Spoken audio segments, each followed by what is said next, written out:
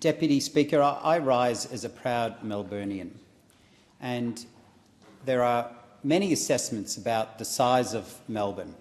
And on some, Melbourne is already Australia's largest city, but on most reasonable projections, it will certainly be Australia's largest city. And if you go to forums that talk about the future of Melbourne, you will hear this sentence: by 2050, Melbourne will be the size of London. Melbourne will be the size of London.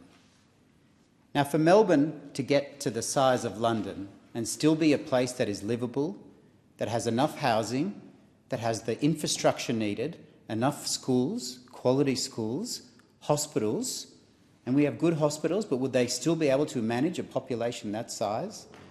Transport, preserve green space, and stay within that proud ranking of one of the world's most livable cities. That is a significant challenge that requires the due attention of state and federal governments and indeed local councils. But where are we at now in Melbourne? We heard evidence in this building from Aldi, the supermarket chain, who said this: when they have to build a store, there is a 30% premium for building that in Victoria compared to the rest of the country. A 30% premium. Where does that 30% premium come from to have construction costs so much in Victoria? And what does that mean for our ability to meet all of the challenges that will be required to have the infrastructure for a population the size of London in 2050? Now, a lot of people in this place are scared about having discussions and debates about what Australia will look like in 2050, including from energy, and we're having that debate now. So this particular bill is about that too, because if we are to have, in Australia's largest city, a permanent premium of 30% on building, and that can only grow, we have to ask first why. And I'll refer, Deputy Speaker, to an article in the Saturday newspaper. And these two paragraphs stood out to me. They talk about a meeting that happened in Festival Hall. And for those from Melbourne, you know what Festival Hall is and where it is. It first opened in 1913, and it became quickly known as the House of Stoush. It was a boxing and wrestling venue that later became home to roller derbies. And recently, thousands of John Setka's construction workers arrived in their high-vis and union-branded hoodies for the meeting.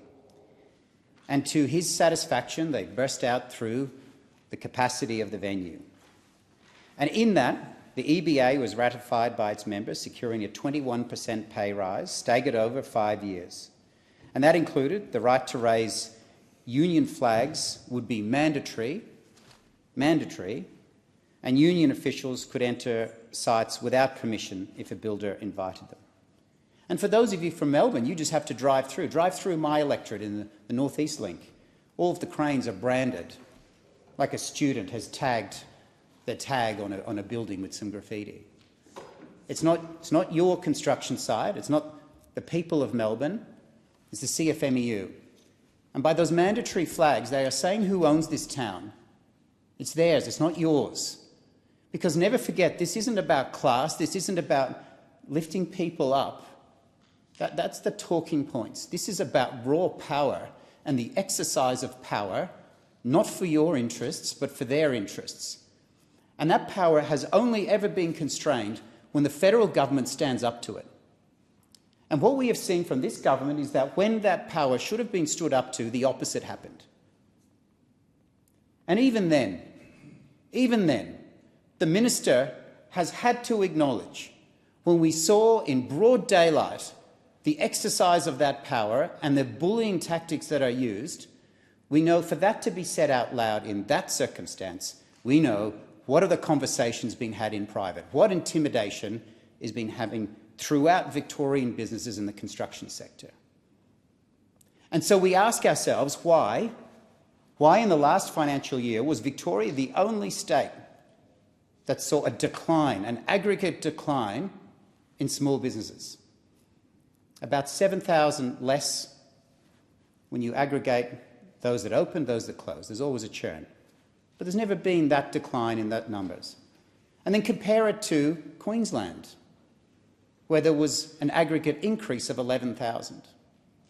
And a key part of that was movement south to north.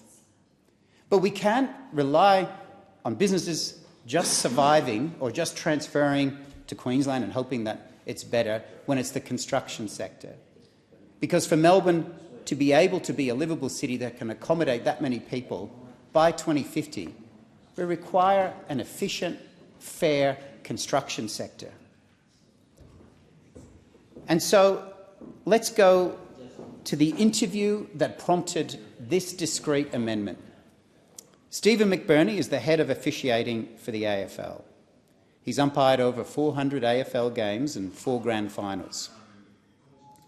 So what is Mr Setka's issue with Mr McBurney? Well, it's simple. It's a line on his CV that he objected to and he sought to wield a bullying control over. Because Mr McBurney, in a previous life, was head of the Australian Building and Construction Commission. And what happened there? That was a commission that brought forward evidence of the CFMEU's bullying, thuggery and intimidation. And that wasn't just Mr McBurney coming to that view. He presented that evidence to the courts, where courts found as much. The courts found that. And they were found to have breached the Fair Work Act in 91% of cases. And they were fined millions of dollars for this. So what did Mr Setka say in response? And Deputy Speaker, I know we're not allowed to swear in this place, so I'm going to use the euphemism of a fire truck. I think we know what that means. This is what Mr Setka said. We have an obligation to pursue anti-union, anti-worker fire truckers like him, and we will until the end of the earth. This is going to cost the AFL a lot of fire trucking money. I hope it's worth it. Projects without our full cooperation are going to be a fire trucking misery for them. They will regret the day they ever employed him. Think about that. Who speaks like that? And who speaks it like that in public? And you have to ask yourself, if that's what they say in public, is that the language they use in 2024? What do they say in private when no one is looking? What do they say when it's not the AFL? And the AFL is no shrinking violet. It is a large institution with lots of money and supporters throughout this country. And he still chose to do that in that form. So what does he say to the small business, to the medium business? What happens behind closed doors? And we know the answer to that. And it's borne out in the flight of businesses out of Victoria, in the premium of costs to build large construction projects. The SRL, on a 30-year timeline, will cost $216 billion. That's the cost now. The North East Link, originally a $10 billion project, is now $26 billion. So what did the Prime Minister say when he was presented with this evidence? What did he say? He said this: "Don't question me on it because it will encourage him." Don't question me on it. Can you just imagine if a leader of any other institution had threatened another in that way, what the Prime Minister would do? That is weak. It is impotent. And again, why? We have to ask why. And we hear a lot of talk about, quite rightly, that there needs to be an increase in character and integrity in this place, and that can take its form in institutions, but it's also in how we conduct ourselves, how we speak, and the decisions that we make. And there is no more important test for integrity than when your personal interests clash with what is doing right. You have 2 doors, and you choose. You choose which one you walk through. And it is only when self-interest clashes with what is doing right that you see the true measure of character. And so the Prime Minister would have noted that in one of those doors was the risk of offending a person in a union that has donated $4.3 million to his political party. And in the other door was doing what is right.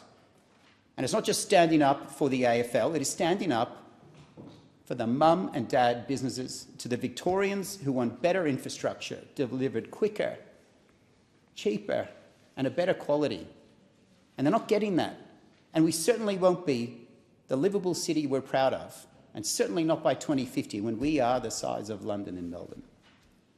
So the Prime Minister had a choice. He had a choice to choose principle over power. And he chose power. And that's why we're left with this piecemeal amendment, which seeks to fix up a discrete problem. That's not how we should do legislation in this place. It shouldn't be driven by the power or the circumstances or the particular factions that might have numbers that will influence something. You should take a principled position. That demerger right should be there across the board. The Prime Minister had a choice between power or principle, and he chose power, and we condemn him for it.